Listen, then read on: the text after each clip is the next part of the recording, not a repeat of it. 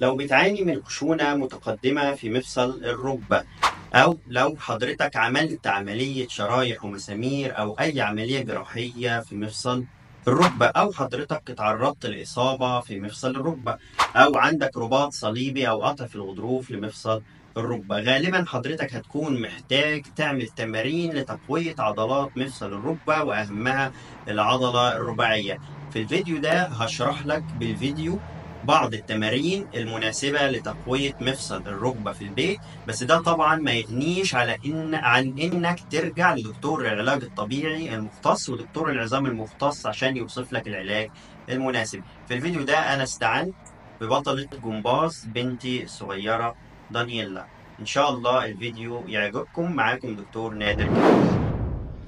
اول تمرين معانا ان حضرتك بتقعد على كرسي زي ما باين في الصورة كده، وبترفع الرجل كده ستريت قدامك وتعد لحد 60، وتاخد مشط رجلك لفوق. تقعد على كرسي، تفرد ركبتك لقدام كده وتعد لحد 60، ومشط رجلك لفوق.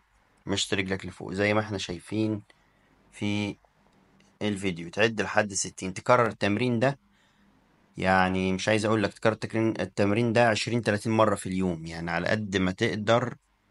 شغل ركبتك، ما تسيبهاش كده، ما تسيبش ركبتك، وبعد كده تريح وترجع ترفع رجلك تاني، ترجع تشغل ركبتك تاني.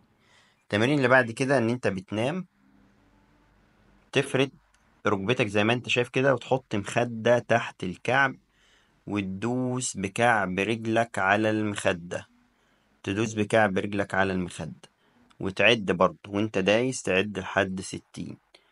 هتحس بانقباض العضلة الرباعية من قدام. شغل العضلة الرباعية اللي ماسكة في الصابونة. التمرين اللي بعد كده ان انت بتقعد على كرسي بالشكل ده كده، تقوم وتقعد تقوم وتقعد. التمرين ده بيساعد ان انت تمرن العضلة الرباعية بتاعت الركبة، وتمرن عضلات الحوض برضو. تقوم وتقعد على الكرسي على قد ما تقدر، على قد ما تقدر.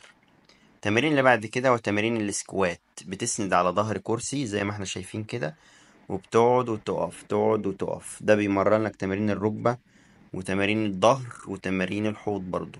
على قد ما تقدر تنزل، تقعد وتقف، تقعد وتقف، على قد ما تقدر.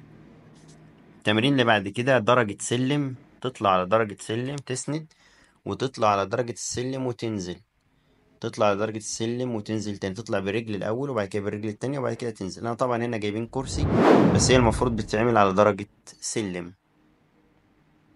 التمرين اللي بعد كده انت بتقعد، رجلك اللي فيها المشكلة بتخليها من فوق، رجلك السليمة بتخليها تحتها زي ما احنا شايفين كده. يعني انت بتشيل رجلك المصابة بالرجل السليمة، وبعد كده بترفع، بتساعد ان انت ترفع الرجل المصابة برجلك السليمة كده لفوق. ترفع وتتني، تسيبها تتني وتفرد وتساعد